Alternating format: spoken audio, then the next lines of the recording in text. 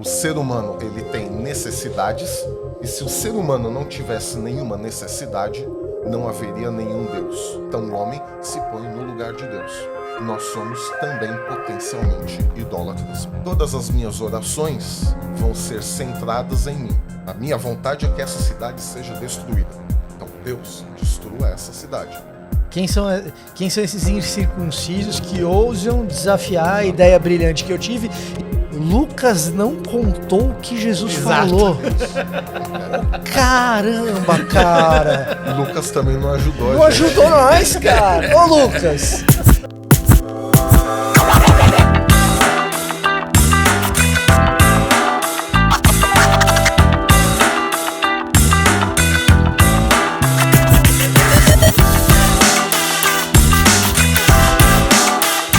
E aí, pessoal, beleza? Como vocês estão? Que alegria estar aqui hoje para gravar mais um Plenicast, que é o podcast da plenitude. E é uma bênção estar aqui nessa mesa hoje, sentado para um podcast tão especial. Você está olhando aí, tá vendo a galera que está aqui. Você não está no BTcast, você está no Plenicast, tá bom? A galera de lá, mas nós estamos todos aqui. Tá uma benção, vai ser um papo muito legal hoje. Tô aqui, o meu irmão também diminuiu de tamanho, cresceu a barba, tá vendo só? Olha como ele tá diferente. Mas hoje tá aqui meu companheiro de entrevista, vai ser o Cacau Marques, vai ser uma benção. E hoje nós vamos tratar um assunto aqui muito legal, mas antes eu quero pedir algo para você. Curte aí, compartilha, manda pra galera, se inscreve aí. Nós tínhamos a meta de chegar em 100 mil inscritos, já chegamos, tá a placa aqui para provar que realmente aconteceu. Nós não mandamos fazer, foi o YouTube que mandou pra gente, beleza? E agora a caminhada é longa, que é 1 milhão agora, né? Então, queremos tentar chegar logo. Então não te custa nada de graça você ajudar a gente aí a curtir, tá bom? Beleza? E hoje nós vamos tratar um assunto muito legal aqui, muito importante para os nossos dias, que é Deus não é o seu ídolo. E para isso o cara tá aqui, pastor Alexandre Miglioranza. Ele não veio da França para tratar diretamente esse assunto aqui. Então, seja muito bem-vindo. Tá aqui o Vitor Fontana do lado também, que vai apoiar aqui o pastor hoje. Ele não vai me deixar mentir sozinho? Bom, deixa eu apresentar o pastor Alexandre. Então, é casado com a Ana Cláudia, pai da Bárbara e do Eduardo. Pastor da Igreja Batista de, vamos ver se meu francês está bom, de Montpellier, é isso? Montpellier, tá ruim, na França. Bacharel em Teologia pela Faculdade Teológica Batista de São Paulo, mestre em Teologia pelo, e agora vai complicar também, Instituto Protestante de Teologia. Instituto Protestante de Teologia. Tá vendo? Ou se não, Institut Protestant de Teologia. Nossa. Não consegui nunca. Melhor em português, né? É melhor em português. É a mesma coisa, só que tem que dar um...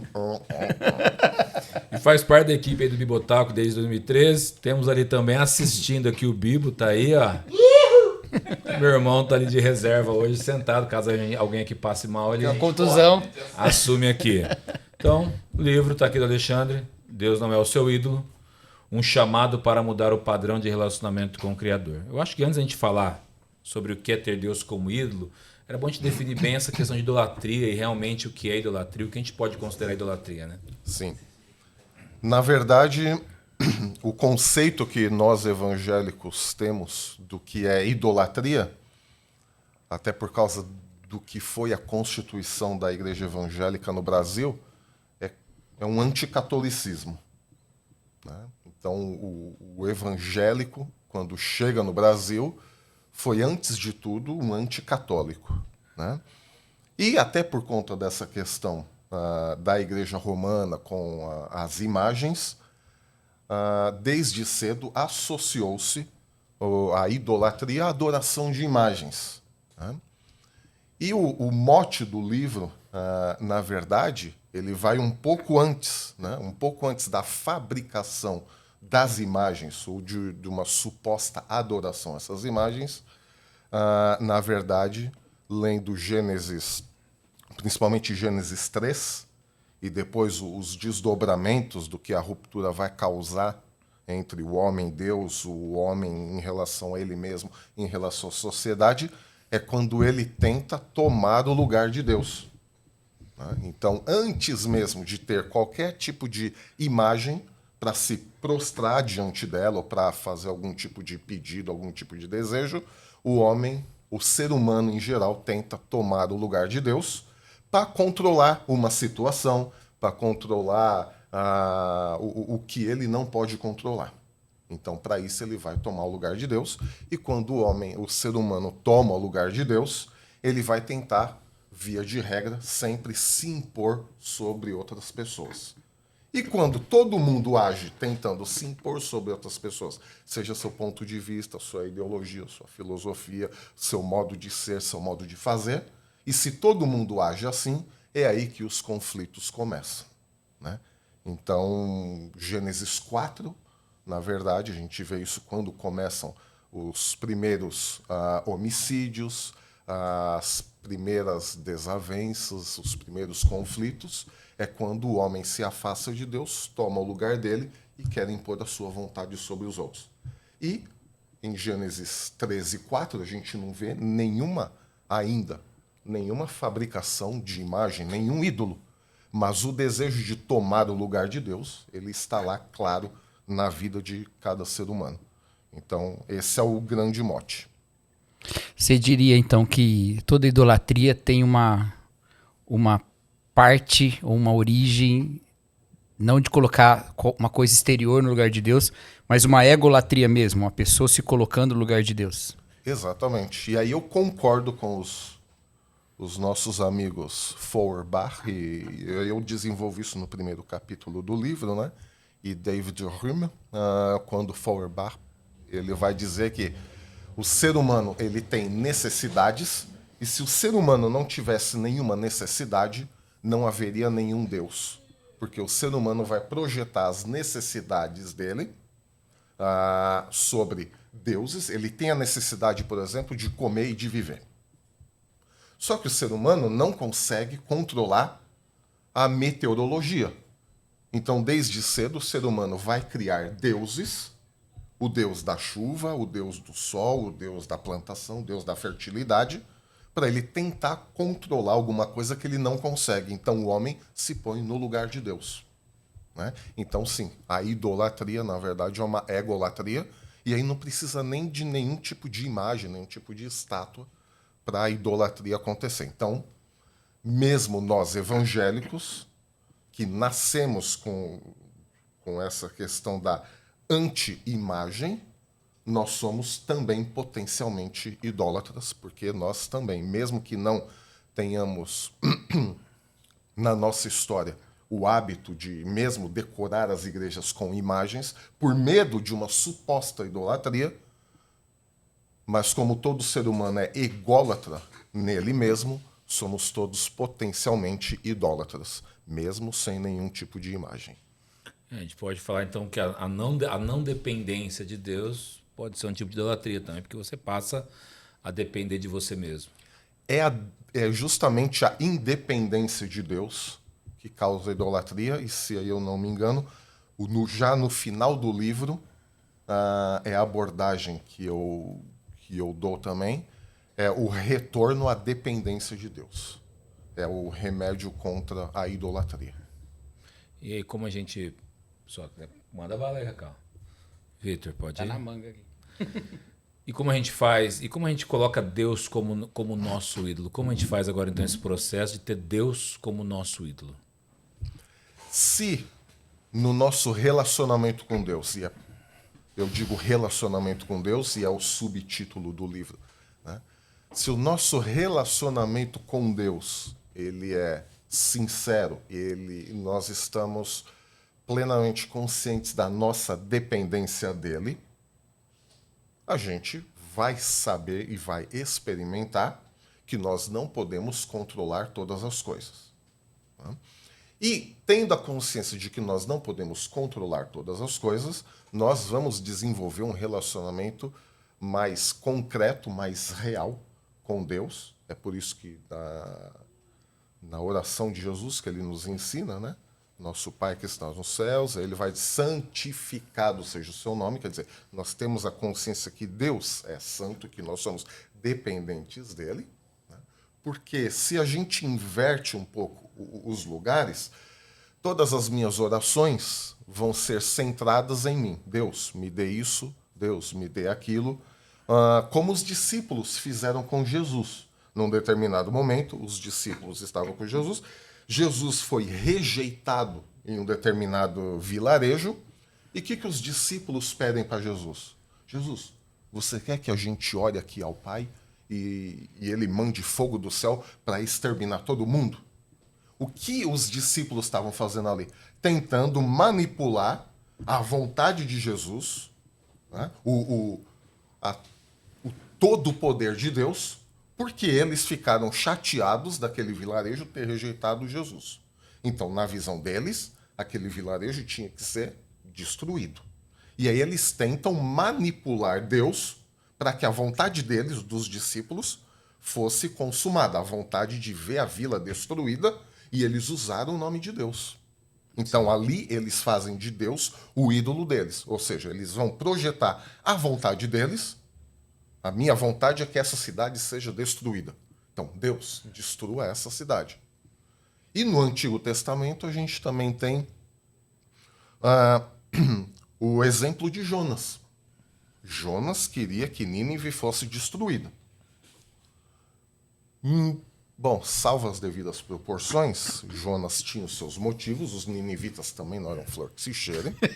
Então, na visão de Jonas, Nínive tinha que ser destruída, porque era um povo cruel, um povo que não tinha o mínimo tratamento humanitário. Bom, exigir tratamento humanitário naquela época também seria meio anacrônico.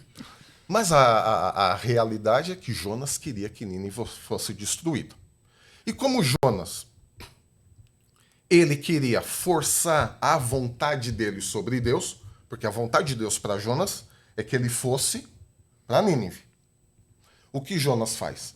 Ele foge da presença de Deus para que, bom, se eu fugir da presença de Deus e Deus quer que eu vá para Nínive, se eu não for, a minha vontade que Nínive seja destruída vai se concretizar. Então Jonas, ele vai fazer de Deus um ídolo dele.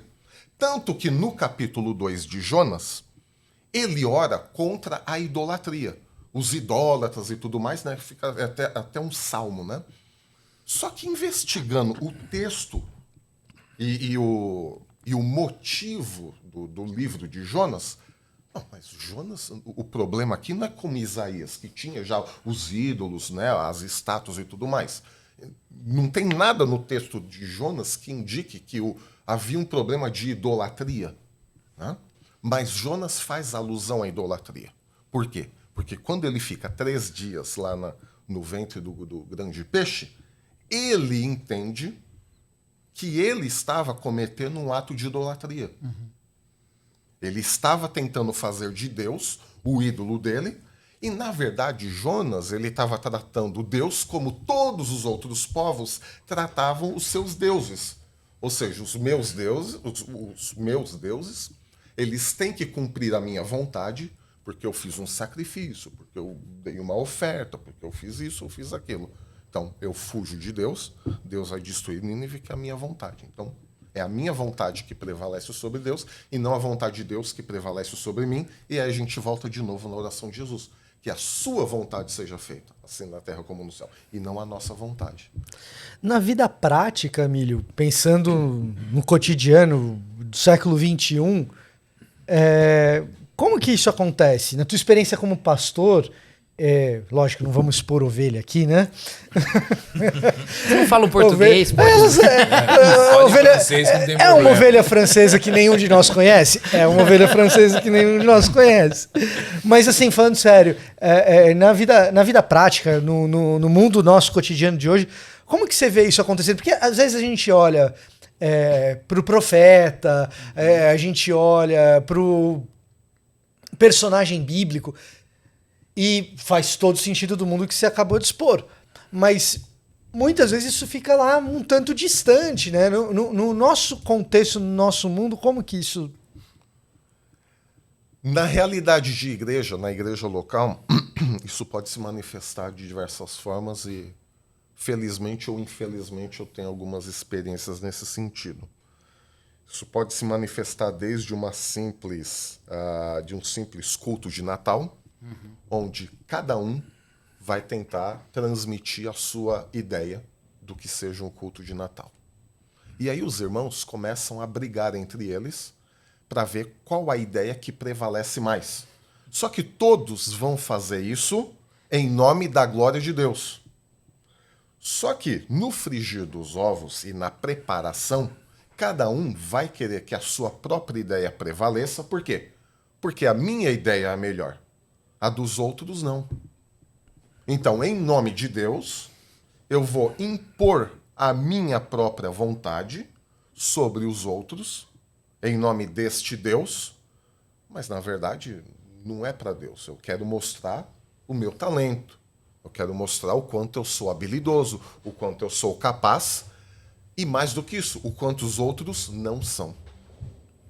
Então isso é fazer, na minha visão, é fazer de Deus um ídolo. Você acha que isso também acontece quando a pessoa está ali fazendo isso? Ela acaba sacralizando a ideia dela e travestindo a ideia dela de ideia do próprio Deus?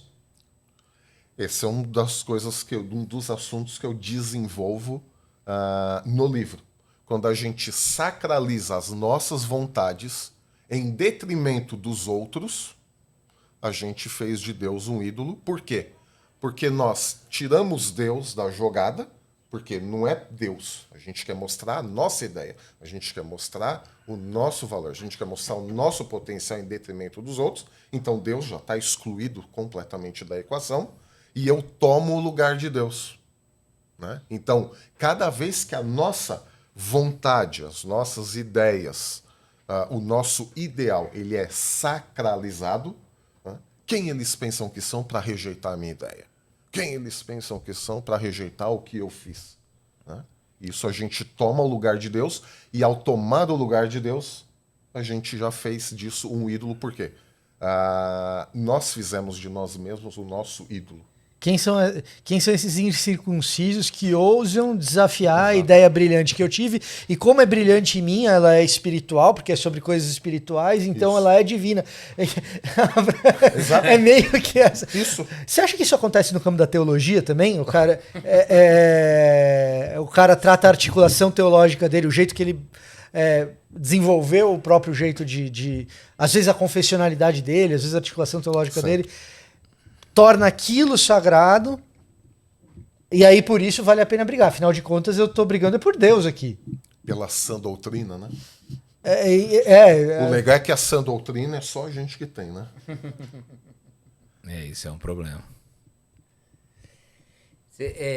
Inclusive, puxando essa pergunta do Vitor também, no campo da teologia, da confessionalidade e tudo, mas também no campo da hermenêutica bíblica, né? Como é que eu evito transformar a minha articulação do texto bíblico no texto bíblico em si, portanto, não a palavra de Deus, né?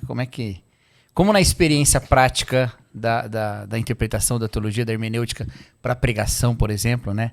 A gente evita esses problemas. Você tem alguma ideia? Então, é o que Paulo vai dizer, né? Cada um considere o outro superior a si mesmo. Cada um não faça ou não tenha de si mesmo uma ideia além do que é, óbvio, né? Às vezes nós temos boas, e que são realmente boas ideias. Esse não é o problema. O problema é quando a gente tem a pura consciência de que é só o nosso jeito de fazer, que é só, única e exclusivamente a nossa ideia, o nosso fazer a coisa, que é o único certo. E não. Na minha experiência pastoral lá em Montpellier, durante uma série de pregações, eu quis abordar um determinado tema que, como pastor, eu julgava necessário para a igreja. Foi um pouco baseado mais no Antigo Testamento, e uma premissa hermenêutica que eu uso sempre é: ok, temos que ver Jesus em tudo, mas também não devemos forçar, não sei o que vocês pensam disso, mas eu também acho que se um texto não fala sobre Jesus, também não devemos forçar só porque toda a Bíblia tem que falar de Jesus. Uhum. Porque senão, querendo forçar Jesus num texto, a gente acaba querendo que o texto diga algo que ele nunca pretendeu dizer. Sim. Então fiquei focando nisso. Até que um determinado momento alguém veio me procurar. Alexandre, estamos gostando dessa série de pregações e tudo, mas na verdade está faltando um pouco de Jesus. Né? Aí eu fui obrigado a responder exatamente isso que eu acabei de dizer. Sim, porque eu, como pastor, eu vi uma certa necessidade da igreja em ver estes textos. E como teólogo, eu não vou forçar um texto que não é messiânico, que não fala necessariamente de Jesus, e tentar forçar uma aplicação em Jesus. Né? Mas eu te entendo, porque como cristãos nós temos que ver Jesus em tudo. E o que eu fiz? Eu parei um pouco e retomei uma outra série de mensagens.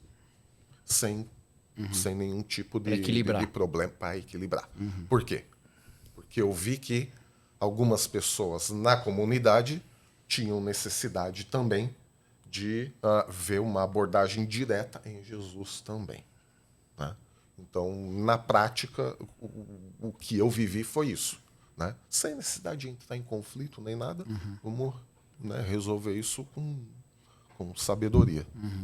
É que existe uma história na qual os textos estão inseridos e nós nos pressupomos como herdeiros dessa história, né? Então, entre aquele texto do Antigo Testamento e a gente, tem essa sequência acontecendo e tem essa resolução em Jesus e essa aplicação na nossa vida, né? Mas isso não significa que a gente tem que pegar e ficar identificando lá, né? Isso. Igual uma das aplicações mais antigas, que até tem lastro histórico, mas não tem lastro bíblico, né?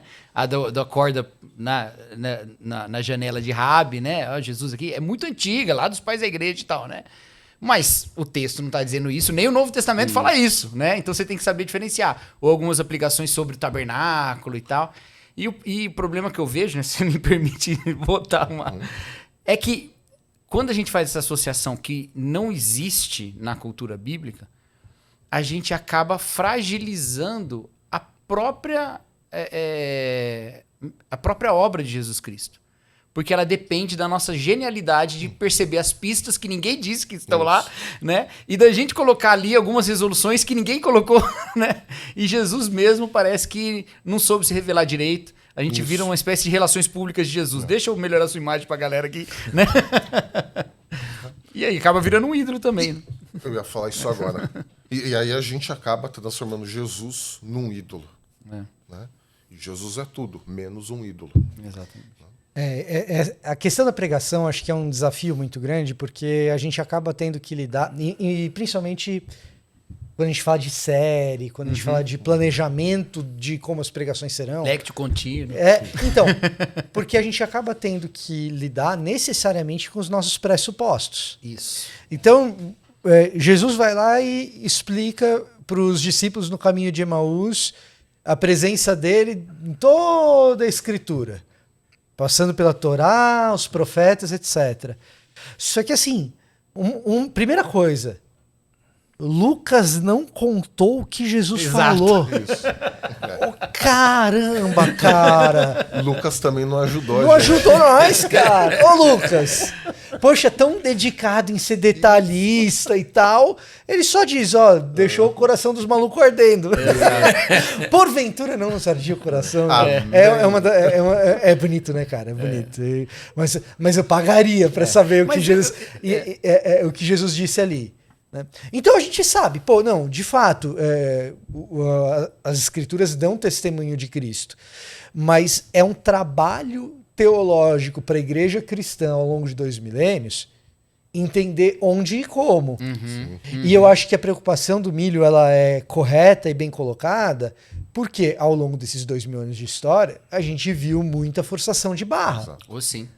Muita alegorização onde não tem, muita tipologia inventada. Tem tipologia que é tipologia mesmo, tem muitas que foram não inventadas, são. Né? Então, esse cuidado ele é importante. E, Emílio, aí eu vou... Em cima disso, eu queria te fazer uma pergunta. Você acha que, por exemplo, na hora de fazer ministério, na hora de elaborar pregações, esses pressupostos não podem ser eles também os ídolos do pregador? Sim. Sim. Agora chegamos numa... Sim, se, por exemplo, uma grande tentação é eu ver como pastor, a gente tem acesso à vida das pessoas da igreja e é muito simples a gente fazer uma pregação encomendada. Sim.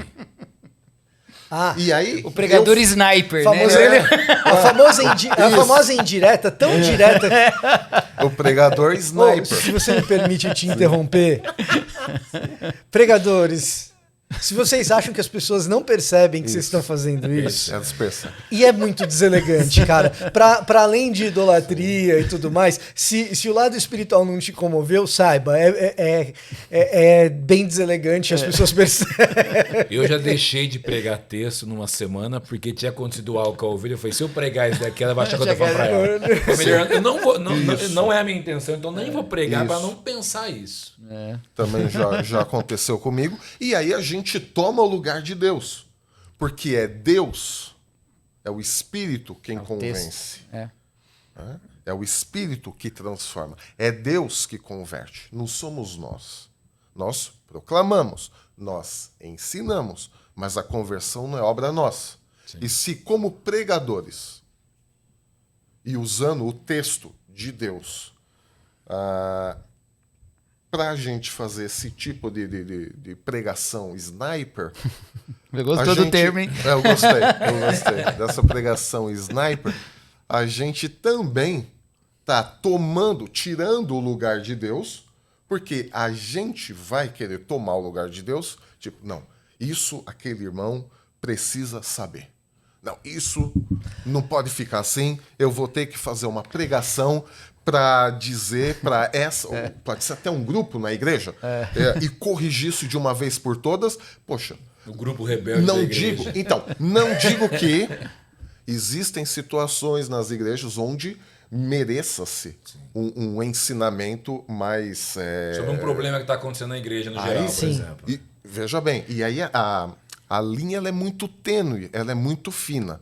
É porque eu, como pregador, eu, como pastor, quero transformar o comportamento das pessoas, ou eu, como pastor e teólogo, quero que as pessoas tenham plena consciência do texto e que elas mesmas, na relação delas com Deus, se alinhem.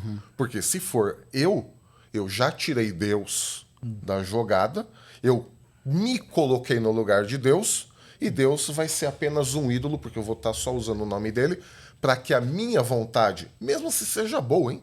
Para que a minha vontade naquela comunidade seja feita. Isso não pode acontecer. Emílio, você sabe que eu deixei de ser muito exortativo, pesado em pregações. Às vezes, eventualmente, eu ainda sou e um pouco Pesa a mão. outro, mas aquelas pregações de pesar muito a mão, eu deixei de fazer isso num episódio triste da minha vida que envolve essa questão. Porque, eventualmente, na minha inexperiência ali, essas pregações faziam parte do meu ministério, talvez não o tempo todo, mas eventualmente tinha uma ou outra que fazia isso. E aí, cara, eu comecei a perceber um padrão, que um dia teve uma gota d'água nesse padrão, que eu falei, caramba, velho, realmente isso acontece com frequência, que era o seguinte, eu chegava, porque eu não tinha uma pessoa que era sniper, mas eu tinha o tal do grupo, igual você falou agora. Ok. Eu tinha o tal do grupo, que eu falo assim, cara, na melhor das intenções, eu tô vendo esse problema específico aqui na comunidade, que não é uma, não são duas pessoas, são várias, precisa falar sobre esse assunto? Realmente precisava. E aí você vai lá e prepara um estudo bem fundamentado, ora sobre o assunto, faz tudo direitinho. E aí vai lá e pesa a mão, e aí sabe o que acontece? E assim, não sei se Deus foi misericordioso comigo, e isso aconteceu comigo algumas vezes na sequência, ou se isso é um padrão sempre, mas chegava no final do sermão, ou durante a semana, e alguém vinha para mim falar: poxa, pastor, foi uma bênção a sua pregação, porque eu refleti sobre isso e aquilo outro. E eu olhava, cara, para aquela pessoa que tinha sido massacrada por um sermão, e era o último dos irmãozinhos que precisava Tomar passar aquela por essa paulada. paulada. E os caras que estavam precisando da autoanálise, incólumes. Sim. Entendeu? E aí eu falando, cara, eu tô massacrando quem com isso? Eu tô levando ao arrependimento quem? E aí eu comecei, cara, não sou eu que tenho que levar ninguém ao arrependimento, não. Isso é trabalho do Espírito. Que loucura é essa que eu tô fazendo com o ministério? É uma coisa de muito tempo atrás, mas que ainda me dói falar em público e admitir, sabe? E eu acho que assim, o pregador tem que... Você falou da Lexio Contínua, acho que você já sabe a minha opinião. Sei. O problema de ser muito íntimo é isso, a gente já sabe, fica soltando as... Que eu acho um negócio legal, Lexio Contínua, mas tem uma outra idolatria de pregador às vezes aí, que é do coração de alguns pregadores, não de todos que fazem Lexio Contínua, mas é um pressuposto de que, beleza, eu vou ler o texto continuamente e pregar o texto continuamente, e eu vou dar conta de entender todo o texto bíblico e de ser capaz de pregar todo o texto bíblico. Como que você tem esse pressuposto? O texto bíblico, ele me humilha muitas vezes no seguinte sentido: olha, você não vai me entender agora. E assim, tem umas coisas nisso aí, né? Que nem, eu acho que um pouco da gente querer ficar, às vezes, mandando recado no púlpito é medo de gabinete, né? Pessoal, as ovelhas têm medo de gabinete, mas na verdade o pastor tem muito medo de gabinete também. Não quer o confronto não quer a conversa ali íntima, né? Que é o espaço, na verdade, para você ouvir e tal, né? E aí tem uma coisa que a gente, que é pastor, precisa aprender um pouco. Eu faço esse paralelo. Não sei se vai funcionar não, mas qualquer coisa vocês cortam. Mas assim, o pastor...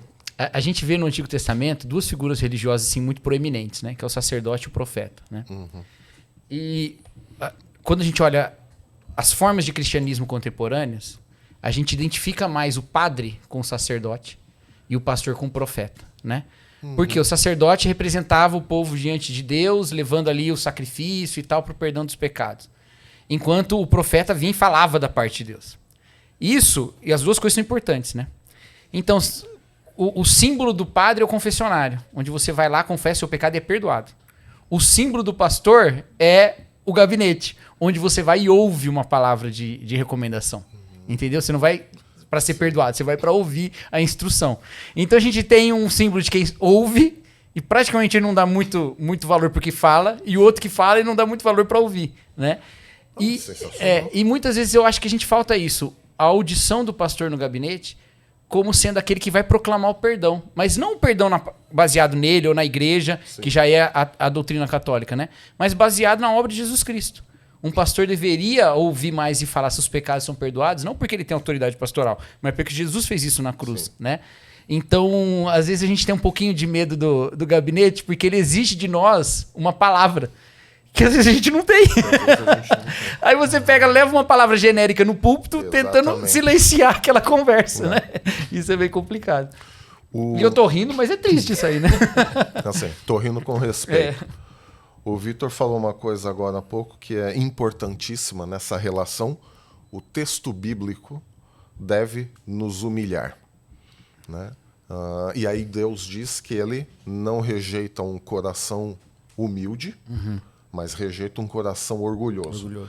Esse é um assunto também que é tratado no livro Deus Não É Seu Ídolo. Se a gente volta, e a gente tem que tomar um certo cuidado com isso, né? Quando a gente volta na raiz etimológica do que é se humilhar, na verdade, a humilhação na Bíblia, ela quer dizer afligir a alma. E aí, parando para pensar um pouco, por que se humilhar significa, a raiz vem de afligir a alma? Porque no fundo da nossa alma, todo ser humano quer tomar o lugar de Deus. Foi assim desde Gênesis 3, é assim até Apocalipse, quando mostra que a besta vai exigir adoração para ele mesmo. Né? E Paulo também fala aos Tessalonicenses que o homem da iniquidade vai se levantar, vai exigir adoração para ele, mas a gente só pensa isso em termos de personagens. Foram eles, é a besta, é o homem da iniquidade. Não, todo ser humano ele exige potencialmente a adoração para si. Como a gente falou agora há pouco, seja a maneira de fazer, seja as ideias, seja qualquer outra coisa. E quando a gente para pensar que já na Bíblia humilhar significa afligir a alma, é porque no fundo da nossa alma a gente quer tomar o lugar de Deus. E quando a gente aflige a nossa alma, quando a gente faz a nossa alma sofrer, o que isso significa? Nós dizemos para nós mesmos, só existe um Deus e eu não sou ele. Só existe, e aí Deuteronômio, o Shema Israel, que é só existe um Deus. E eu não sou ele. Isso nos faz sofrer, porque intimamente nós queremos o lugar de Deus para controlar as situações. Nós queremos o lugar de Deus para controlar o que a gente não pode controlar. Por exemplo, a meteorologia, o tempo. A gente não pode. A gente consegue controlar o espaço, mas o tempo a gente não consegue controlar. Né? Mas a gente tenta, de alguma forma, controlar as coisas, controlar as pessoas. Só que a partir do momento que nós nos humilhamos diante de Deus, fazendo a nossa alma sofrer, eu não sou Deus. Isso nos faz sofrer. E é por isso que Deus não rejeita uma pessoa que faz o seu coração, a sua alma, sofrer.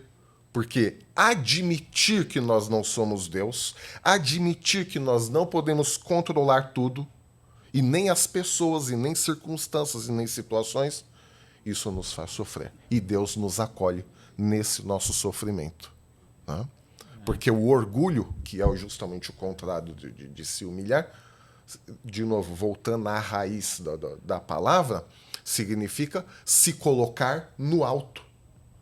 Né? E essa foi a crítica profética também aos edomitas. Né? E aí tem a crítica que é geográfica, porque Edom ficava nas montanhas, e eles falavam o quê? Vocês acham que por vocês estarem no topo da montanha, vocês são inatingíveis? Né? E aí vem o profeta e diz, não, Deus vai vir do alto e atingir vocês. Quer dizer, então Deus está mais alto ainda. Né? Então essa é a raiz do orgulho, se colocar no alto, ou acima de tudo e de todos. Né?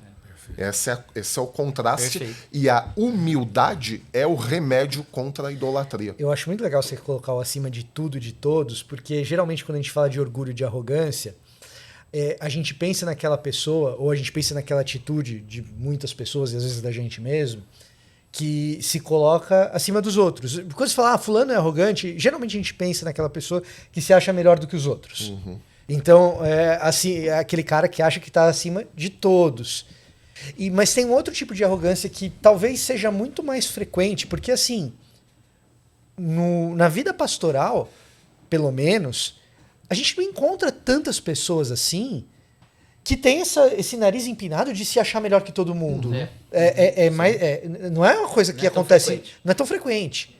E aí você fala, poxa vida, idolatria acontece com todo mundo. O Mírio tá falando que idolatria tem a ver com orgulho, mas eu não conheço tanta gente que se acha assim melhor que todo mundo.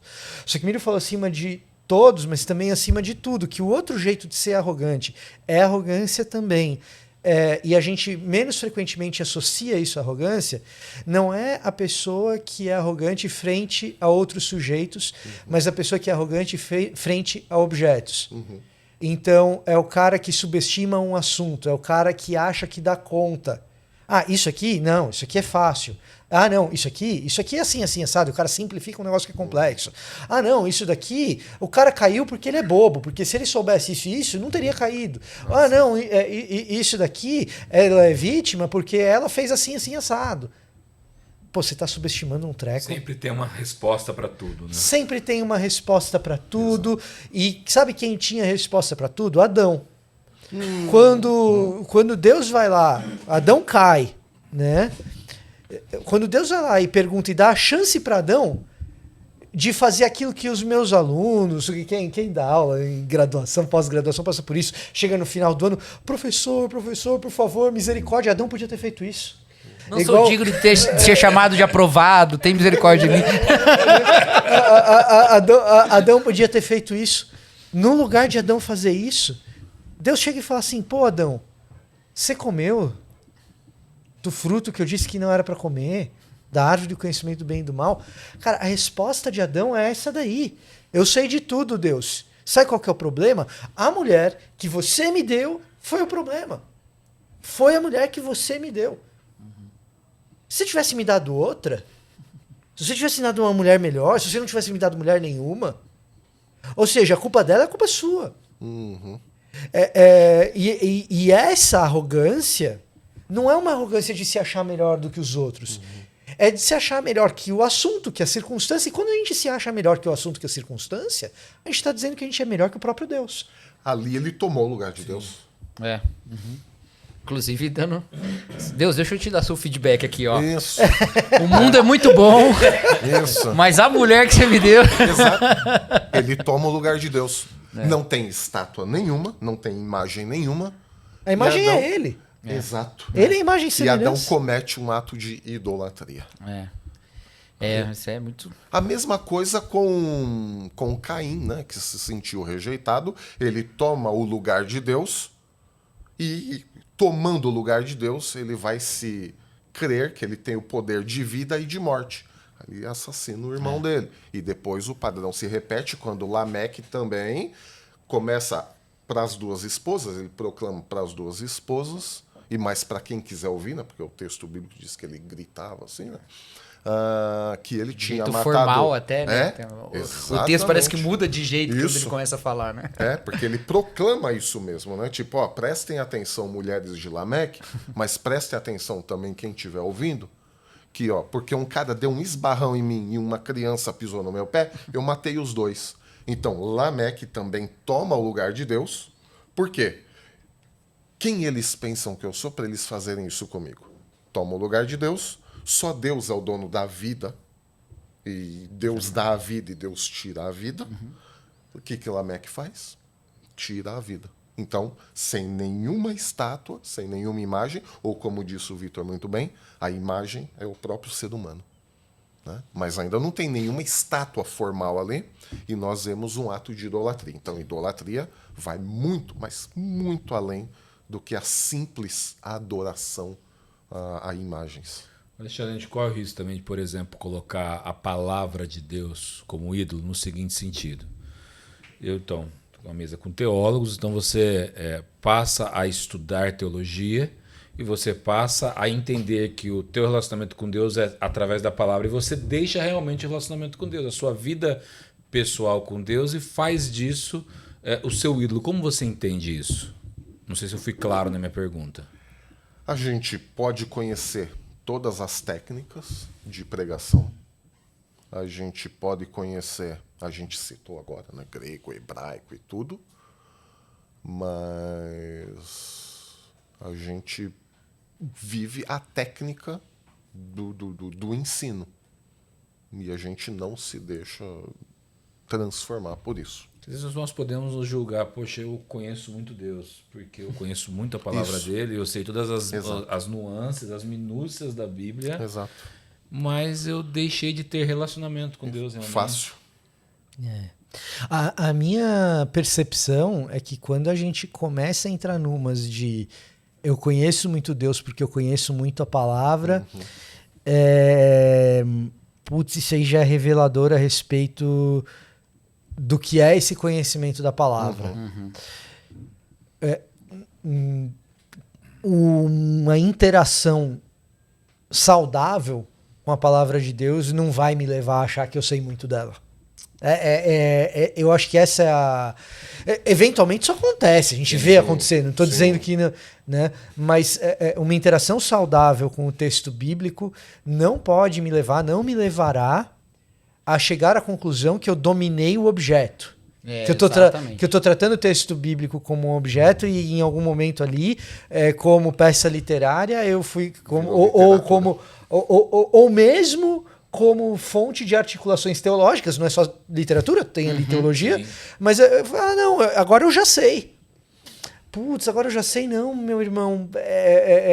Aí não deu. Aí você dominou o texto, você domou o texto, você colonizou o texto de uma maneira que ele virou seu servo. Eu o domino, eu sei o que está lá, está escrito, eu dominei. Não. Do texto me importa ser escravo, e não porque eu sou escravo de uma palavra escrita, mas porque eu sou escravo do próprio verbo que é Cristo Jesus. Do texto não me importa ser senhor, me importa ser servo. Então, eu acho que tem uma coisa, talvez em nós protestantes, pelo fato da nossa teologia ela ser muito propositiva, a gente precisa articular. A teologia protestante ela depende de articulação racional. Exato. A gente precisa propor algo articulável em termos de frases e tudo mais, que expressões de cristianismo que são mais litúrgicas, por exemplo, nem sempre tem essa necessidade. Isso. Mas nós protestantes temos muito essa marca. E aí, por essa questão, em algum momento a gente acha que as articulações deram conta de Deus. Exato. Beleza, é suficiente. Eu tenho uma soteriologia que funciona, eu olho para o texto bíblico, eu olho para a obra de Jesus, aquilo ali fez sentido, eu consegui elaborar a melhor frasezinha que eu falo da Trindade sem cair em nenhuma das heresias históricas trinitárias. Sim. Não estou rompendo com nenhum lado de nenhum concílio ecumênico e beleza, resolvido. Resolvi a minha questão espiritual. Agora eu sei teologia, domino o texto e domino as confissões e acabou. Como assim acabou, cara? E aí me parece uma ideia muito nociva de relacionamento. Sim. Porque no relacionamento que eu tenho com a Bruna, minha esposa, que é uma pessoa mais simples do que Deus é, né? Acho. Certo. Pelo menos certo, é uma pessoa em um ser, né? Deus pelo menos são três Exato. pessoas. É uma pessoa em um ser que tem data de nascimento, né? Pelo menos no sentido numérico ela é mais simples. É mais simples, né? Pô, cara, faz 14 anos que a gente tá junto, faz 10 anos que nós estamos casados, eu ainda não a conheço por completo. É verdade. E pelo fato de amá-la e de ser apaixonado, quero conhecer mais. Que história é essa de eu dizer que eu amo um Deus e que eu cheguei num ponto que eu conheci e que eu dominei e que tá suficiente? Né? E, sendo Deus complexo como é. E fica a minha sugestão aqui para um segundo livro, Milho. Bibo, aí, ó. Tô tão acostumado de falar com o Bibo. Segundo livro, ó, já tem um título para você, ó. Deus, o Estranho. Deus o estranho. Porque o problema é que a gente não estranha Deus. Deus vai ficando muito parecido com a nossa mente, com um personagem que a gente tá muito familiaridade. Cria o nosso Deus. Exatamente. Fala, não Cacau. estranha mais Deus. Eu digo lá na igreja, né? Porque eu uso muito e eu prezo, numa certa medida, por tudo isso que você falou. As proposições lógicas. E eu sempre digo na igreja, vocês estão conseguindo ver aqui a lógica bíblica maravilhosa, né? E aí, no domingo seguinte, eu tenho que fazer o contrário. Vocês viram como em Deus sempre tem alguma coisa que nos escapa e é bom que seja assim. Por quê? É um aviso meu para a igreja? Não. É um aviso meu para mim mesmo. É verdade. Porque eu até ia te perguntar isso, né? Você acha que... Porque, assim, idolatria é uma coisa que é criticada na Bíblia do início ao fim, né? Mas aqui o seu livro, ele fala especificamente de um tipo de idolatria que também existe na Bíblia em muitos lugares, né? Que é esse de ter um ídolo, mas chamá-lo pelo nome do Deus da Bíblia, né? E... Você considera que esse é um tipo de idolatria mais perniciosa para nós que somos, né, parte da igreja e tal? Você identificar, você ter um ídolo e chamá-lo pelo nome do Deus verdadeiro, chamá-lo de Yahvé, chamá-lo de Pai de nosso Senhor Jesus Cristo, mas ele não é o Deus da Bíblia revelado. Ele é Assim, seu isso, ídolo. isso é projeção. Eu posso fazer com uma doutrina, eu posso fazer com uma ideia, como pastor da igreja, sim. É o que os discípulos fizeram com Jesus. No livro de Isaías, por exemplo, é o que o povo continuava fazendo. Tinha injustiça social, eles estavam fazendo um banho de sangue em Jerusalém. Num determinado momento, o rei Acás, ele confiou na sua liderança diplomática quando Israel e a Síria fizeram aquele complô. E Acás não quis participar desse complô justamente porque o Império Assírio estava querendo invadir. E ele faz o quê? Contra a prescrição do profeta Isaías, que dizia, confia em Deus. O que ele foi fazer? Foi buscar refúgio justamente no pior inimigo de todo mundo, que foi o Império Assírio. E aí Isaías fala assim para ele num determinado momento, no capítulo 7, se eu não me engano, não, mas peça um sinal para Deus. E pode pedir qualquer sinal. Mesmo que esteja lá no alto, ou no mais profundo do mar, peça qualquer coisa e Deus vai dar um sinal. E aí Acás faz o quê? Não, quem sou eu? Não vou tentar Deus desta forma. Aí a gente poderia dizer, nossa, que piedade maravilhosa, né? Que relacionamento com Deus formidável, né? Ele se põe no lugar da criatura que não está, não tem a mínima condição de pedir o que quer que seja para Deus. Como Paulo diria aos romanos, quem é você para pedir alguma coisa para Deus? Né? O barro pode falar alguma coisa pro oleiro. Então Acás, ele faz isso. Não, quem sou eu? Jamais faria isso com Deus.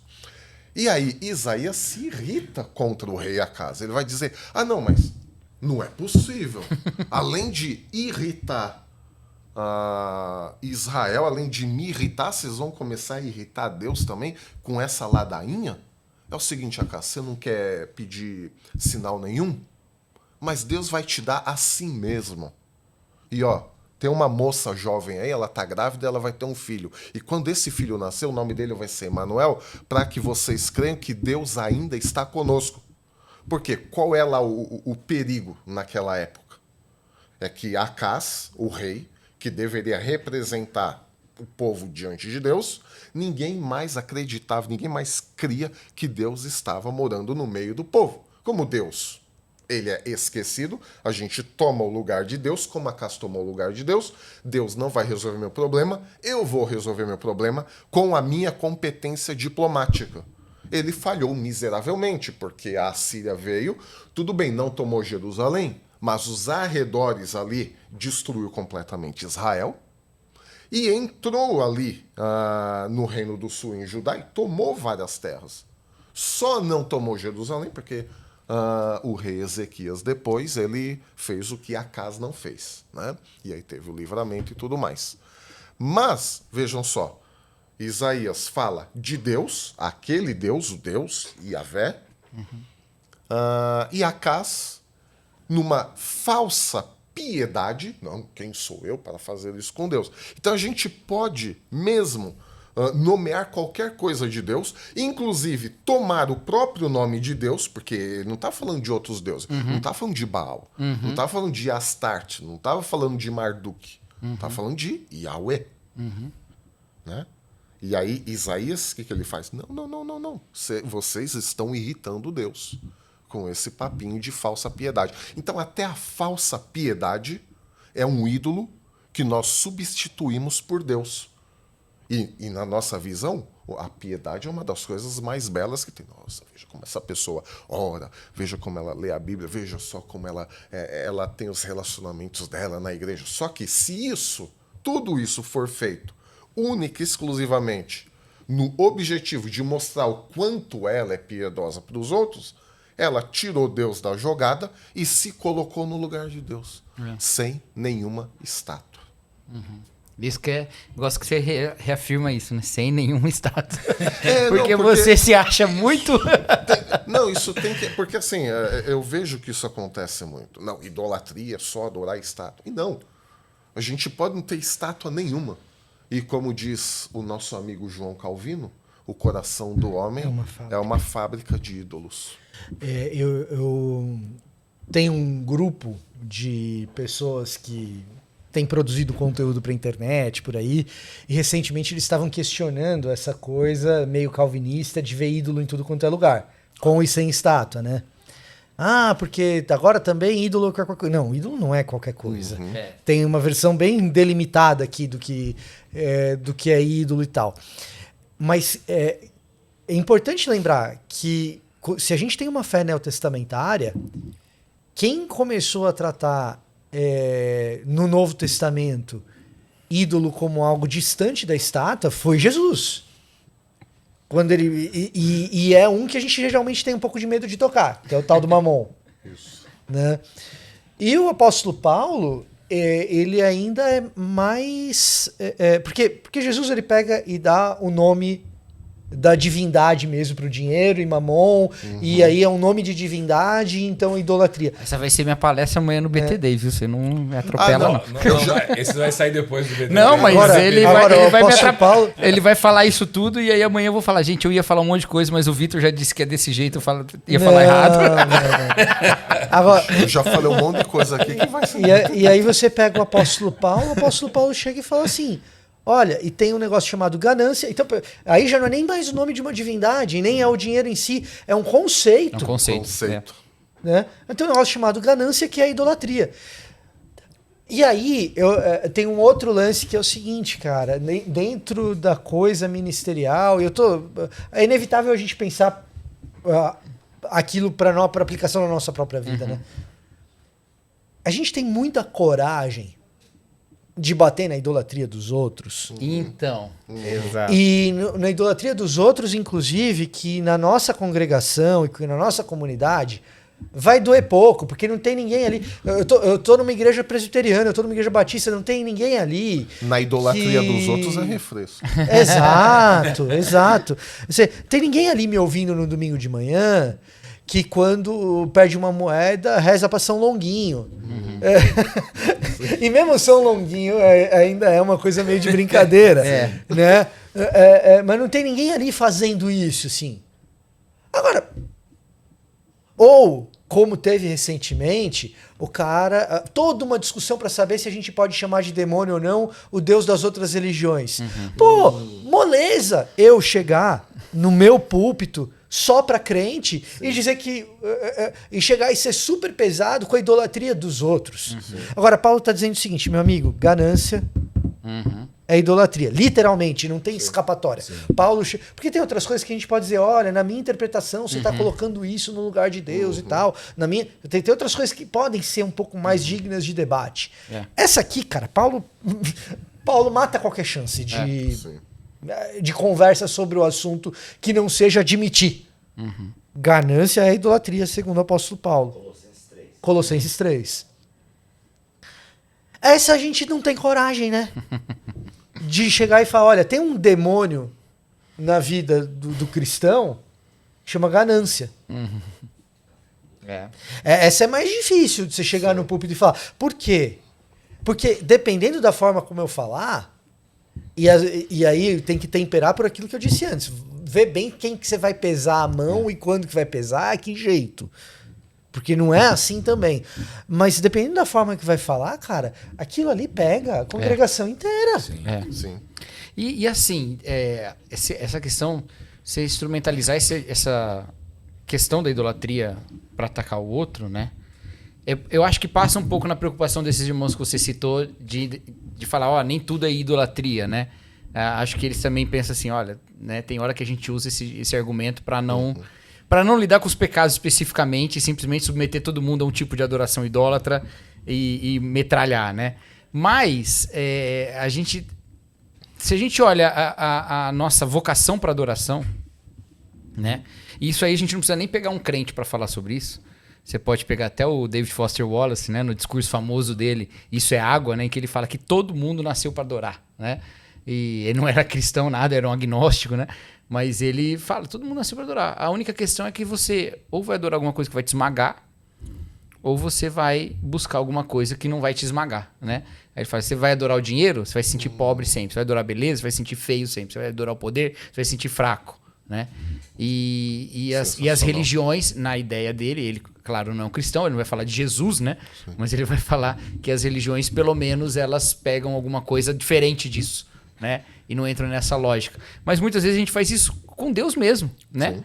A gente coloca Deus como o Deus do poder, o Deus da... Né? E não do poder que ele de fato tem, mas do poder que a gente quer ter, né? E aí a gente entra nessa confusão. Então, eu acho que é um discurso super possível de se fazer no que está diretamente no texto, como você falou da ganância, e em outros aspectos que a gente vê, especialmente no Antigo Testamento, né? Que a gente vê como certas... o Vitor tem uma pregação maravilhosa sobre o Salmo 115, sobre a idolatria e a sensibilidade, que é incrível. Um dia vocês trazem ele aqui só para pregar. Não é não, Bibo? O Bibo já ouviu também. É excelente, é excelente. Só parte do Christian Ralph que é ruim. Não. Sensível demais. Ele começa com o Christian Ralph, não. Eu sou alguém que chora. Mas não foi para criticar o Christian Ralph, que fique claro aqui, né? Mas então você enxerga isso no texto bíblico, que tem livros escritos sobre isso, né? Mas também, às vezes, a gente, ao falar de idolatria, está cometendo esse mesmo erro, né? Isso. De transformar tudo o resto em idolatria e as nossas convicções no nosso ídolo, e a gente não chamar disso, né? Então isso tudo... E aí que eu acho maravilhoso o subtítulo aqui. Primeiro que eu amo o título, lógico, né? E, inclusive, esse título... Eu conheço esse livro antes do título ser esse, tá? Que o Milho mandou para mim antes de ter o título definitivo. Mas o subtítulo é incrível, porque diz um chamado para mudar o padrão de relacionamento com o Criador. Tem uma coisa que a gente faz com Deus, que é uma coisificação de Deus. Ele deixa de ser uma pessoa com quem a gente tem um relacionamento e ele passa a ser uma ideia, uma coisa, um código moral, qualquer outra coisa, né? Uma filosofia. Um instrumento. Um instrumento ou até uma linguagem de programação. Como é que Deus é uma linguagem de programação? O Milho é programador, né? Então, como é que é uma linguagem de programação? Eu dou um comando e acontece alguma coisa. E Deus parece que atua numa lógica tão definida que o input correto vai dar o output que eu quero, entendeu? Só que a relação com Deus é dinâmica porque é um relacionamento. O relacionamento entre pessoas é dinâmico. O Vitor não usou a ideia de um casamento à toa. É dinâmico. É dinâmico. A gente vai crescendo no conhecimento. Sim. E com Deus também é dinâmico. Só que a gente só enxerga Deus como essa força estática, uma constante da natureza, e nós é que somos ativos e dinâmicos no mundo. Aí a gente coisifica Deus. Isso. E aí não tem relacionamento. Aí a gente está numa existência solitária, existencialmente solitária. Você não tem relacionamento com Deus. E a gente cai, e aí você estava falando sobre a CAIS, né? E fazer as coisas com a sua própria mão. A gente faz isso direto. E não é à toa que Pedro fala que se a gente se humilhar diante da poderosa mão de Deus, ele no devido tempo nos exaltará. E a gente vai se humilhar como? Lançando sobre ele as nossas ansiedades. A idolatria de Deus, ela promove uma baita de uma ansiedade na nossa vida. Porque se Deus não é o Senhor de todas as coisas, eu sou o Senhor de Deus, é a mesma coisa de você dizer que uma criança tem que cuidar dos pais. Sim. Imagina o nível de ansiedade dessa criança, de ter os pais responsáveis, e ela tem que ficar de olho. Isso acontece de vez em quando, né? Imagina isso num ponto de vista... de alertas, né? Imagina isso num ponto de vista do universo. É absolutamente descontrolado. Eu preciso dar um input correto em Deus, senão minha vida sai do eixo.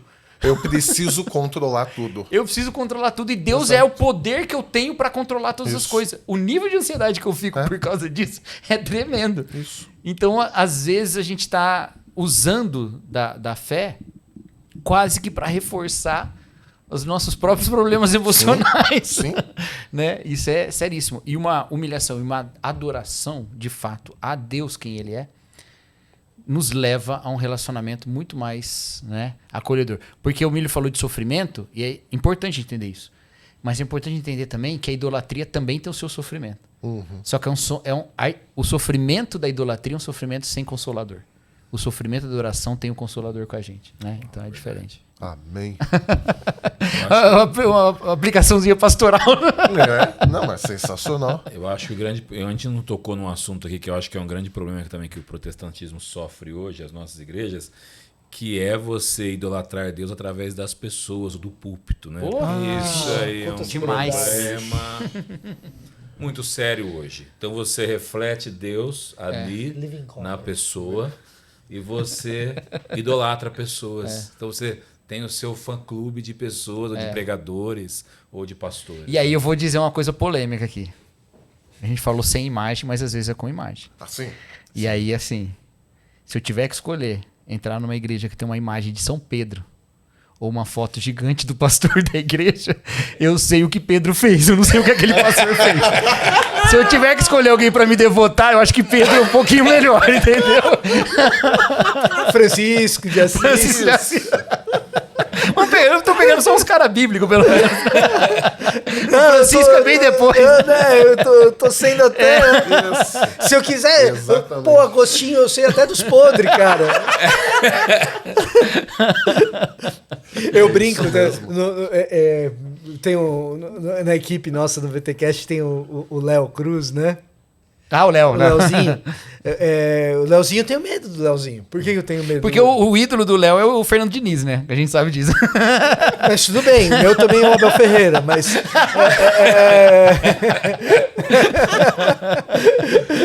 Mas assim, o Léo é o tipo de pessoa... Eu brinco, brincadeira, hein, Léo? Mas é o tipo de pessoa que eu tenho medo. Ainda bem que a Jennifer às vezes reclama um pouco dele, porque o que acontece é o seguinte...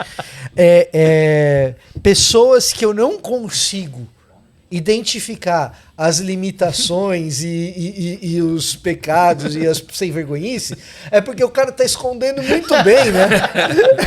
Então vai saber o que tem ali. O Léo Brincadeira, é Léo, brincadeira. O Léo é incrível. O dia que Léo saiu o livro dele, tem que vir aqui também. ainda bem que você falou o dia que saiu o livro dele. Eu pensei que é o dia que saiu os pecados. Não. Aí... E aí, pelo menos, por que eu tô falando isso do Léo? Pelo menos se a igreja tem lá a imagem do Agostinho, os podres eu já sei quais são, cara. Ele escreveu lá, tá tudo certo. Ele fez um livro literalmente chamado Confissões, né? Confissões de Agostinho. Né? Então, sabe o que fez, o que deixou de fazer, o que fez depois, o que se arrependeu, sabe? Eu acho interessante como Jesus termina o Sermão do Monte, né? Que ele coloca ali algumas questões em que a gente coloca a nossa confiança e que essas coisas não garantem nada, né? Então ele vai falar, por exemplo, da porta larga e da porta estreita, um caminho largo, caminho estreito, e a gente às vezes entende isso. Não, isso é sobre a quantidade de pessoas ou sobre a dificuldade da vida cristã, né? E às vezes ela é também só sobre o conforto, só a gente colocar a nossa confiança, por exemplo, em estar na denominação correta, na confissão de fé correta, né? E isso não move nada, gente. Por quê? Porque no final Jesus vai falar que a diferença é quem ouve suas palavras e pratica.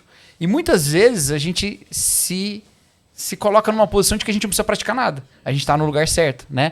Aí ele vai falar, por que eu estou dizendo isso? Porque ele vai falar dos falsos mestres que a gente precisa olhar os frutos, né? Olha os frutos dos falsos mestres. E depois ele vai falar sobre os milagres. Em seu nome, eu fiz isso e tal, e tal, e tal. Que são questões todas de tentar identificar a gente estando no grupo dos discípulos, e que ele fala, nada disso garante. O que é, então, de fato, ser um verdadeiro discípulo? Aí ele vai dizer, é quem ouve as minhas palavras e pratica. Inclusive, só ouvir também não garante. Sim. Se você tá, não, eu tô ouvindo a coisa certa, né? Eu ouço o BTcast, eu não ouço... Não vou falar outro podcast. Eu ouço o Planicast. Eu ouço o pastor tal, não ouço o pastor fulano. Aí você fala, não, mas você ouve Jesus... que você ia falar do Irmãos.com. Ah, não. Inclusive, Irmãos.com, o podcast mais antigo em atividade do Brasil. Que legal. Que completou 18 anos, ou seja, ele é o primeiro podcast do Brasil a alcançar a maioridade. Ele é o único podcast que pode dar carona pros outros. Aí, parabéns, Paulinho. Parabéns, Paulinho. O podcast é do podcast. Exatamente. E aí, mas você tá ouvindo Jesus e tá praticando? E esse desafio é importantíssimo para a gente não cair numa idolatria, para você não se tornar uma outra coisa. Inclusive, no Sermão do Monte, tem a idolatria de Mamon. Jesus usa esse exemplo também na casa feita, na casa alicerçada na areia e na rocha, né? Que é a parábola que ele está usando lá para aplicar isso. Tiago, inclusive, vai depois usar mais ou menos a mesma formulação de frase lá em Tiago, né? Então, tem esse desafio prático de relacionamento com Deus, que é de ouvir e praticar. Ouvir e caminhar com ele. E eu acho que esse é o fim. Eu tenho pensado muito, Milho, e assim, você que é um cara que arrasa no Antigo Testamento, né? Maceta o Antigo Testamento. Eu tenho pensado muito, cara, em como a gente faz uma visão do Antigo Testamento. Eu estou dizendo isso porque esse livro ele é muito baseado nos textos do Antigo Testamento. E é uma opção intencional que o Milho faz, né? como a gente identifica errado o propósito da lei. De um ponto de vista protestante, é um erro que a gente comete com muita frequência e uma frequência bem desbalanceada quando você trata do texto bíblico mesmo. E uma frequência até que eu acho que os reformadores nem erravam tanto. Acho que isso é uma coisa muito evangélica, inclusive, nossa, né? Mas a gente esquece, por exemplo, que quando vai se resumir a lei de Deus, ela não é resumida com uma lei, entendeu? Com uma lei central, tipo lá, você pega a Constituição Americana, fala lá do início, liberdade, busca da felicidade e tal, quase como se isso fosse... A lei de Deus ela é resumida num relacionamento. Que ela fala que o maior mandamento é amar a Deus, não é? E o próximo. Então o fim da lei é viver num relacionamento com Deus, e esse relacionamento com Deus pauta o nosso relacionamento com o próximo. Então ele é um chamado para o amor. A gente olha assim, não, quase como se o Antigo Testamento fosse o mesmo tipo de relação das outras religiões todas, com a única diferença de que esse é para o Deus verdadeiro. Entendeu? Exato. E não é isso. Deus está chamando para um relacionamento, né? Ó, que coisa interessante. Você pega Enoque, não tinha lei escrita ainda. Exato. E o que a gente sabe é que ele andou com Deus. É essa a ideia. Aí você anda um pouquinho no texto de Gênesis e você bate lá em Noé. E aí tem uma declaração a respeito de Noé que é extremamente confusa se você for pensar assim do ponto de vista do desenvolvimento cronológico da literatura ali exposta, que Noé é chamado de tzadik, de justo, e essa expressão de justo ali naquele contexto é justo debaixo de uma determinada aliança. Mas qual aliança? Que aliança que tem ali? Eu estou falando de Noé sendo descrito como justo antes mesmo de Deus aparecer no cenário da história de Noé. Antes da revelação da justiça. Toledot, essa é a história de Noé. Então, Toledot é aquele marco hebraico de Gênesis. Da genealogia. Essa é a história. Essa é a história de, né? Essa história de Noé, Deus entrou em... Ele era considerado justo. Mas que ele não tem aliança. Aí, o que fala a respeito de Noé? Porque ele caminhava com Deus. Caminhava com Deus, exato. A questão de ser justo também, às vezes a gente importa o nosso padrão de justiça. E às vezes a gente acha que ser justo é ser correto ao ponto de ser quase impecável, ser perfeito. Sim. Só que justiça na Bíblia, ela descreve a justa, correta e boa relação com Deus, o andar com Deus. E qual é a boa e correta relação com Deus? É reconhecer que só tem um Deus e que eu não sou Ele. Bem importante. Quando eu admito isso, Senhor, só Tu és santo e justo. Quase. Eu também, Senhor, Monsieur, tá bom. je ne sais pas, Senhor. Santo é san, não é, né? E aí, quando eu digo que só Deus é santo, só Deus é soberano e que eu não sou, eu aflijo a minha alma, aí eu entro na justa e boa, correta relação com Deus.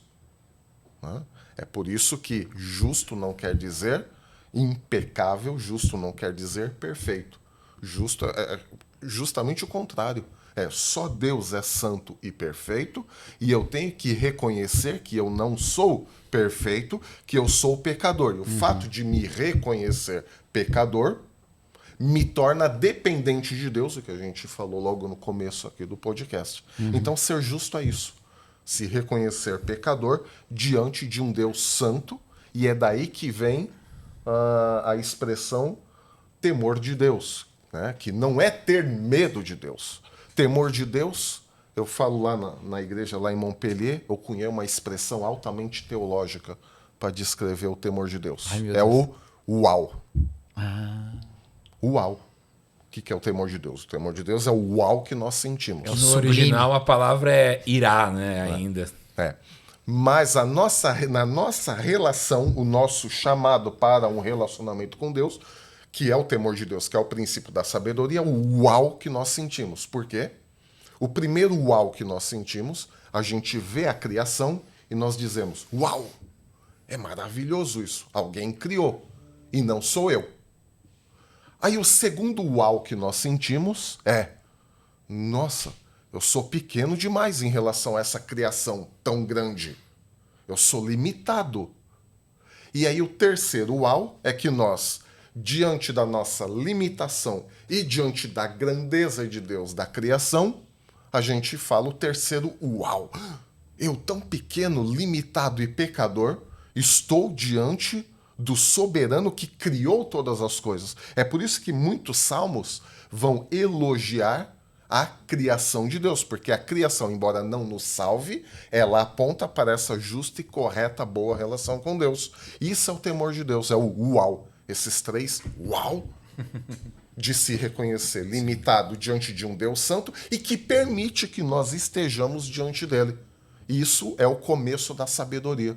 Por que é o começo da sabedoria? Porque Deus nos dá essa sabedoria de termos todas essas percepções para, como o Vitor disse agora há pouco, fazer como Enoque, caminhar com Deus, e fazer como Noé, que caminhou com Deus e que foi considerado justo, que admitiu que Deus é o único soberano, que admitiu que somos limitados e pecadores. Refletindo em tudo isso que você falou agora, a gente pensa em Davi, né? Por isso Davi tinha esse poder de alcançar o coração Exato. de Deus, mesmo sendo um Exato. pecador, e fez coisas Isso. terríveis aos nossos olhos, pelo menos. Né?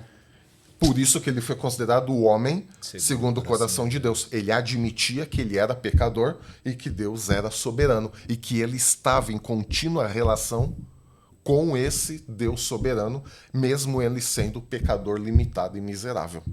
Sabe o que eu acho impressionante, Miguel? É a sua capacidade de concisão, cara. O livro É muito conteúdo. Não, e eu tô falando sério, eu li o livro, é muito conteúdo e compreensível, né? Porque tem gente que bota muito conteúdo em pouca página, mas fica difícil de entender. No teu caso, não. É leitura acessível, muito São conteúdo. 127 páginas, é isso? Isso. 127, 128. Eu não vou dizer que é tanto quanto o Paul Ricoeur, mas 128 páginas. Que Paul Ricoeur tinha essa habilidade brutal, né, cara, de escrever um artigo e Sintetizado. mas assim, a capacidade de síntese ali tá impressionante. É muito bom. A ideia do livro foi justamente essa, né? Tirando o primeiro capítulo, que é mais na linha da filosofia da religião, até para embasar o que vem depois, mas todos os demais capítulos, eles são frutos de pregações, né? E como eu, desde que eu fui para a França e comecei a pregar em francês, eu tive o hábito de escrever integralmente o que eu prego. Não só as notas eu vou desenvolver, não. Eu realmente escrevo cada frase Escreve que o eu sermão digo. inteirinho mesmo. E eu leio. Né? Leio, claro, olhando para o público e tudo, as regras da homilética e tudo, mas o que eu digo, até para eu não divagar muito, que eu tenho essa tendência, Tá escrito, não? eu escrevo absolutamente tudo do bonjour até o Deus os abençoe. Eu tenho esse hábito. E o livro, ele é fruto de algumas pregações, e todas essas pregações tinham mais ou menos esse mesmo foco, que é como viver esse uau, como viver o temor de Deus.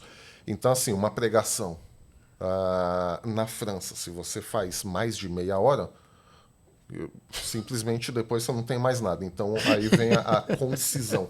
Como transmitir tudo que esse texto diz numa linguagem que seja acessível e como atingir a profundidade sem ser prolixo, né? E é fruto de um trabalho pastoral, né? A ideia não foi fazer nada, eu até digo isso no prefácio, não na introdução, não é ser um livro de referência. Ok.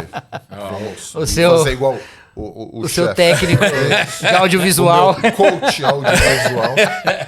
Então, a intenção desse livro não é ser um livro de referência, um livro de teologia no sentido próprio do termo, embora tem muita teologia, né? Tem o grego, hebraico, tudo mais, mas a ideia é ser um livro realmente pastoral, né? Porque é fruto de pregações feitas para uma comunidade cristã. É uma teologia aplicada à vida, né? Isso. É bem isso. Você vai ter a noção de que está, de fato, lidando com teologia boa, mas com aplicabilidade direta no modo de viver, né? Então, é isso aí. Então, aflijamos todos a nossa alma. Por isso que eu digo que ele tem um potencial explosivo para a vida de cada pessoa. Bom, a gente sempre faz uma promoção, então, olha aí, tá aí, para as próximas 24 horas depois do podcast. Gustavo vai fazer o corte disso e vai soltar aí para a galera comprar em massa, tá bom? Então você vai ter um QR Code na tela com 10% de desconto para as próximas 24 horas após o lançamento do podcast. E aí, ó, aproveita, corre lá, compra. Poxa, não sai da Plenitude, tem preço bom, você vai receber rapidinho, você vai receber. Se der qualquer probleminha, você sabe que aqui a gente garante tudo para você, até mesmo seu dinheiro de volta. O cliente aqui nunca é lesado. Tá aí, ó. Compre. Deus não é o seu ídolo, tá bom? Bibo, vem aqui encerrar, porque eu sei que você está coçando aí para sentar aqui. Pode vir, vem aqui no meu lugar. Não, eu vou começar logo o podcast. Encerra aí. Muito bem, muito bem, muito bem. Muito bem, muito bem. Termina mais um BTcast. Bom, gente, é muito legal tá. Aliás, é uma meio abusada. agoniante estar ali do outro lado, né? Ficar assim, eu queria fazer essa pergunta, mas poxa, mas foi muito legal o papo e o Milho tá com a gente desde 2013, né, Desde Milho? 2013. E foi muito legal ver esse livro nascer. Inclusive, quem vê esse livro aqui, acho que já pega um pouquinho a estética também do BTcast. Eu achei isso sensacional. Porque é o mesmo ilustrador do BTcast, né? Então o Guilherme Mete fez a ilustração, então dá até essa cara assim. A ilustração de todas as nossas capas são do Né? Guilherme. Cara, Nós que no- três. de vocês três, ele fez a do teu livro, E do inclusive. seu também. E do meu também, Isso, claro, é. Tanto que, assim, a gente não teve quase trabalho nenhum. Quando ele me contatou, só para fechar mais ou menos a ideia central, assim, cara, acho que a gente resolveu isso com 2 frases. Porque eu dei aquela ideia. Cara, é BTcast. Então pega essa aqui, isso aqui. Acho que não deu, Cara, sem brincadeira, não deu a 2 única- linhas de briefing. A única coisa estranha desse livro é essa foto aqui sua, que realmente não sei explicar. Deixa eu ver, deixa eu ver. Olha essa foto. Essa foto não tem explicação, entendeu? Não tem. Ela destoa, ela estraga um pouco o livro. O que vocês que estão vendo acham dessa foto? Não, tá estranho. É Sem realmente, barba, pelo amor de Com Deus. uma camisa Não, eu quero aí, ver isso de novo. quero Uma ver. camisa aí que não condiz com a personalidade. Não, tá muito né? estranho. Assim, O parece cara que é um metaleiro de Jesus, Exato, né? não, parece Houve assim- mortification, essas Exato. coisas, né? Parece um tipo assim. Hammer of God. Se fosse um livro de ensinar 3 pontos do Sermão Batista, a foto estaria excelente, entendeu? Mas não, tá, estou essa foto aí. Então, mas é livraço. Tem inclusive também um papo com o Milho lá no nosso canal no YouTube, a gente fala um pouquinho sobre isso. Ele pregou na Assembleia na semana anterior. Ah, só pode. Bem melhor com essa barba aí, Vitor. Milho. Bem melhor. Gente, é isso. Tem promoção, aproveita. E é um livro que você lê rapidão, tá? 126 páginas. Mas, ele falou, deixa eu aqui, ó, a câmera, vem Mickey. Ele falou a palavra filosófico ali, calma, não tem nada. Você vai entender, tá? Calma, você vai entender. Você vai dar filosófico, eu não sei se eu vou ter capacidade. Vai sim, tá bem de boa. Ele usou a palavra filosófico só por usar. Né? Porque cita aqui o Feuerbach, né? Mas você vai entender, fica tranquilo. E pode ler Feuerbach errado, que ninguém sabe falar o nome certo. Feuerbach. Pode ler Feuerbach. Ah, o Alex não veio, né? O Alex não veio, tá tudo certo, tá tudo certo. É isso. Encerramos mais um Planicast, tem muito mais aqui no canal, inclusive tem podcast só com o Cacau, tem podcast só comigo e vai ter com o Vitor Fontana em breve. Olha aí. É nóis. Dê o like, comente, tamo together. Se inscreva no canal. Sempre. Próxima vez a gente quer uma placa de 1 milhão ali. Exato. Já tem 1 milhão aqui. Já é!